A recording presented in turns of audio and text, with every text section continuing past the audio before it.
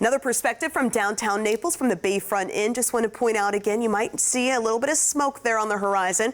Great news update there on that brush fire we've been tracking for you starting at 5 o'clock. Well, it's a 12-acre brush fire, but now 90% contained, and the mop-up has begun, meaning the cleanup has begun. So excellent news there as our fire crews continue to get that to 100% containment. We're at 78 degrees right now. Dew points in the 50s. The lower the dew point goes, the drier the air feels, and these are dew points more typical of this time of year. That will also be conducive for a cooler start tomorrow morning in the upper 50s. Right now, sustained winds out of the northeast at 10 miles per hour for our friends down in Naples. And speaking of Collier County, I wanted to show you this. It's what we call our KEETCH-BYRAM drought index. And this is a different kind of drought index, but it's one that is very important during the dry season.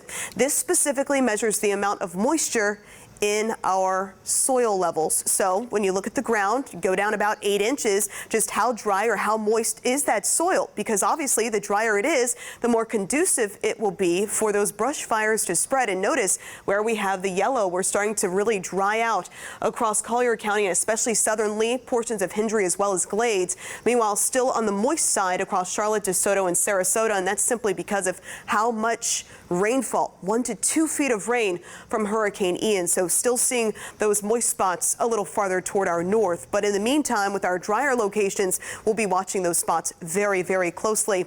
And even though we technically don't have any burn bans in effect, play it safe. Call the Florida Forest Service before you burn, just to make sure that conditions are safe in your neighborhood.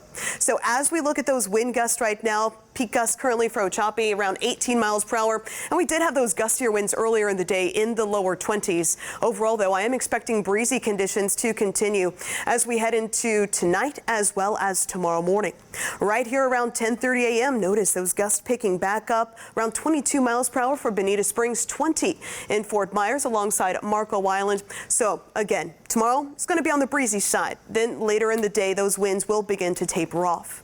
High pressure is in control. That means wet weather, not a concern of mine here the next few days. We will continue with abnormally warm conditions. Tomorrow, lots of sunshine expected. One of the benefits, by the way, of those breezy conditions overnight, we don't have to worry about any fog developing. Heading into your Tuesday afternoon, lots of sunshine, again helping to warm things up big time.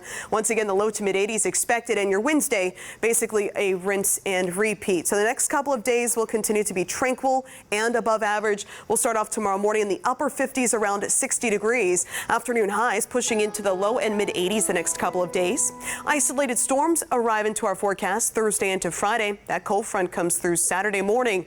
We will feel those effects by Saturday afternoon. Highs only of 71, temperatures Sunday dropping into the 40s.